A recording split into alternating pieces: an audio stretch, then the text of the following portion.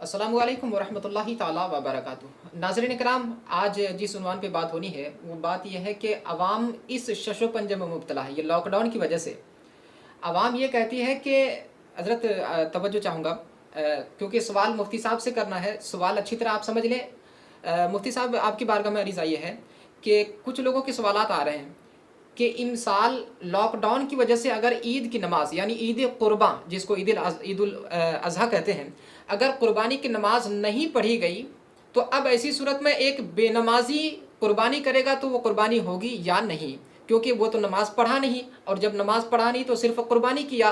तो सिर्फ कुर्बानी करने की वजह से कहीं ऐसा तो नहीं कि उनकी कुर्बानी नहीं हुई और सारे रुपये पैसे बर्बाद गए। ये हालात हाज़रा के तहत बहुत अहम सवाल है। याद रखिए,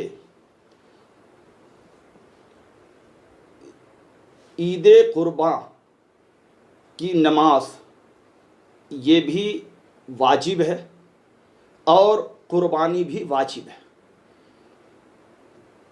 नमाज ये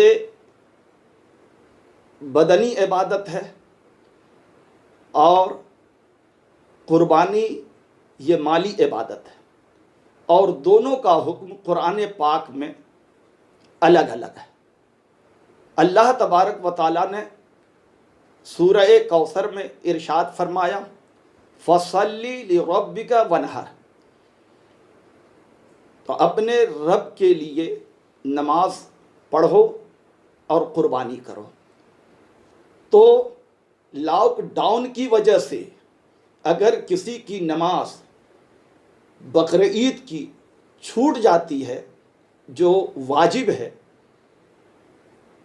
तो ये उज़्र शरई है कि उन्हें नमाज पढ़ने की इजाज़त नहीं दी गई, या वो और भी किसी वजह से अगर उनकी नमाज छूट गई, लॉकडाउन की वजह से भी नहीं, आदमी सोया रहा, गफलत में रहा, या कहीं से आया और जब तक वो मस्जिद में पहुंचा तो उसकी जमात छूट गई, तो चूँकि अब इसकी क़ज़ा भी नहीं है कि बकरीद की नमाज की कोई क़ज़ा तो है नहीं, तो अब उसकी नमाज छूट गई तो वो घर जा कर के 2 रकात या 4 रकात नफल नमाज या शुक्राने की नमाज या इशराक और चाश्त की वो पढ़ ले। और हुज़ूर सल्लल्लाहु अलैहि वसल्लम की सुन्नत करीमा भी है कि नमाज पढ़ने के बाद ईद की आप घर में 2 रकात नमाज पढ़ते थे, तो ये सुन्नत भी हो जाएगी। अब रहा सवाल ये कि जिसकी नमाज उज़्र या बिला उज़्र अगर छूट गई, अगर उज़्र से छूटी, चाहे वो लॉकडाउन की वजह से या गफलत व लापरवाही की वजह से, तो वो गुनहगार तो नहीं हुआ, लेकिन दानिस्ता अगर उसने छोड़ दी तो वो गुनहगार है, उस पर तौबा लाजिम है, और वो चाहे तो 2 रकात पढ़ ले।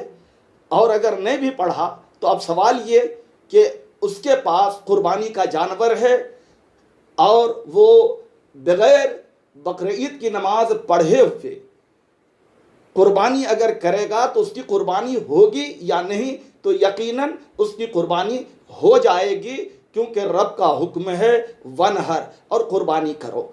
तो पता ये चला कि बग़ैर नमाज के भी, जैसे देहात में बकरीद की नमाज नहीं है मगर वहाँ कुर्बानी है, तो पता ये चला कि नमाज के लिए कुर्बानी और कुर्बानी के लिए नमाज ये कोई शर्त नहीं है। हाँ, ये है ज़रूर कि शहर में बग़ैर कुर्बानी की नमाज के अगर कोई कुर्बानी करेगा तो वो कुर्बानी नहीं होगी, कुर्बानी का सवाब नहीं होगा।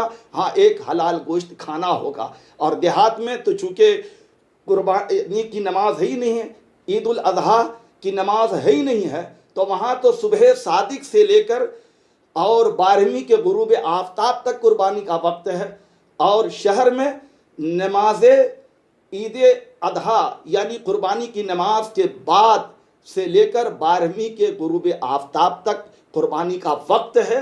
तो जो ये सवाल किया गया कि जिसने कुर्बानी की नमाज नहीं पढ़ी और कुर्बानी की तो उसकी कुर्बानी होगी या नहीं, यकीनन अज़रुए शरअ कुरान व हदीस की रोशनी में उसकी कुर्बानी हो जाएगी और इसमें किसी किस्म की कोई कमी वाकई नहीं होगी। तो नाज़रीन कराम, मुफ्ती साहब की गुफ्तगू का खुलासा ये निकला कि कुर्बानी की नमाज एक अलग वाजिब है और कुर्बानी करना यानी जानवर को कुर्बान करना ये एक अलग वाजिब है। नमाज पढ़ेंगे तो अलग सवाब मिलेगा और जानवर को कुर्बान करेंगे तो अलग सवाब मिलेगा। नमाज नहीं पढ़ने की वजह से इसका सवाब नहीं मिलेगा, लेकिन कुर्बानी का जो जानवर है वो कुर्बानी भी हो जाएगी और उसका सवाब मिल जाएगा। अस्सलामु अलैकुम व रहमतुल्लाह।